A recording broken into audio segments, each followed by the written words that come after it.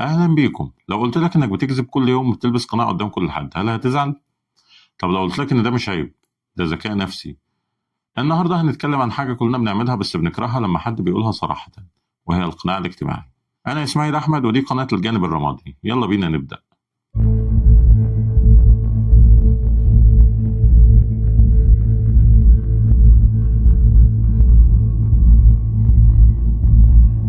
تخيل معايا إن في 3 مرايات قدامك، المراية الأولى بتعكس الصورة اللي الناس بتشوفها عنك، والمراية التانية بتعكس الصورة اللي أنت عايز تكونها، أما المراية التالتة فبتعكس الصورة اللي أنت خايف تكونها.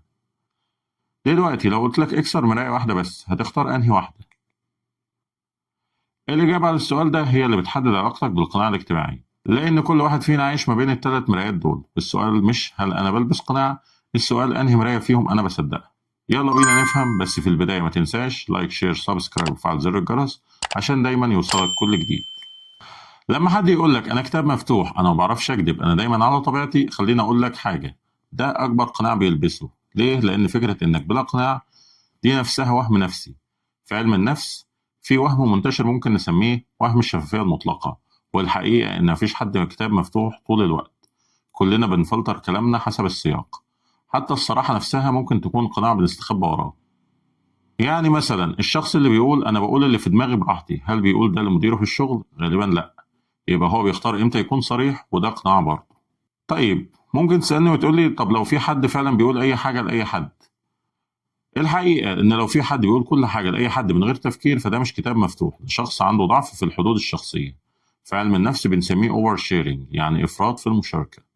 الشخص ده بيعاني من عدم وعي اجتماعي، مش فاهم إن كل سياق له قواعد، ومش كل معلومة تتقال لأي حد، وفي فرق بين صديق حميم وزميل عابر. كمان عنده ضعف في الحدود الشخصية، يعني مش قادر يميز بين المعلومة اللي تتقال لناس معينة والمعلومة اللي ممكن تأذيه لو انتشرت.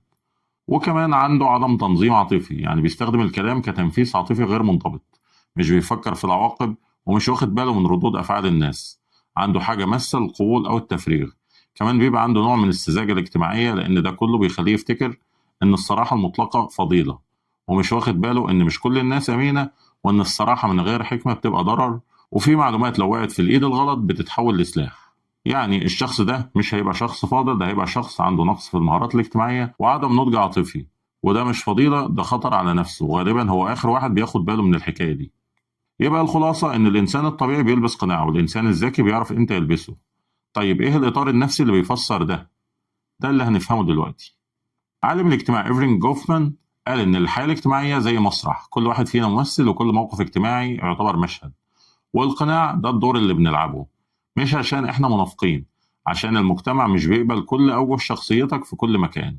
يعني مثلا أنت مع أصحابك بتكون نسخة مرحة وساخرة وفاضية، في الشغل نسخة محترمة وبروفيشنال منضبطة، مع أهلك نسخة محترمة ومطيعة نسبيا طبعا، مع حبيبتك بتبقى نسخة رومانسية وصادقة إلى حد ما.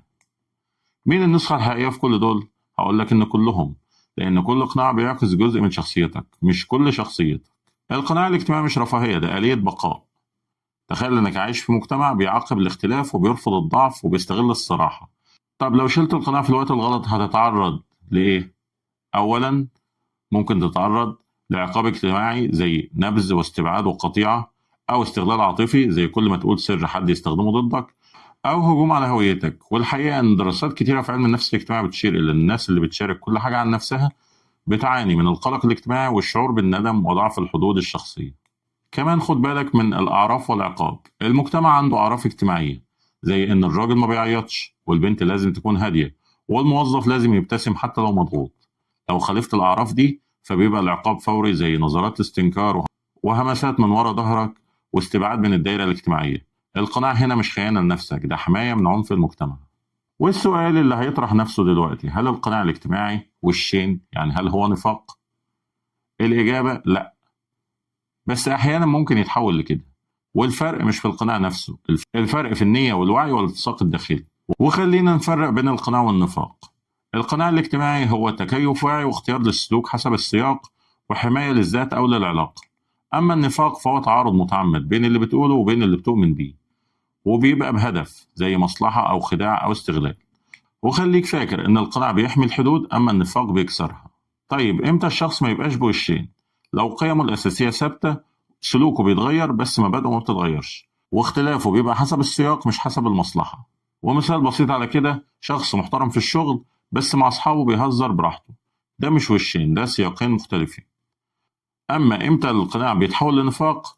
لما تقول حاجة وأنت مؤمن بعكسها تماما، زي ما تمدح شخص وأنت جواك بتحتقره، أو تساير ظلم عشان مصلحتك. هنا ده مبقاش قناعة، بقى خيانة للذات. طيب إمتى القناع بيحميك؟ أولا لو في بيئة عدائية، لما تكون في مكان مش آمن نفسيا، أو لما الصراحة ممكن تضرك. كمان لما تكون محتاج مساحة خاصة، يعني مش كل الناس لازم تعرف كل حاجة عنك، الحدود الشخصية مهمة وصحية. كمان بينفع في مراحل التأقلم، لما تكون جديد في مكان القناع بيديك وقت عشان تفهم القواعد قبل ما تكون نفسك. أما إمتى القناع بيبتلعك؟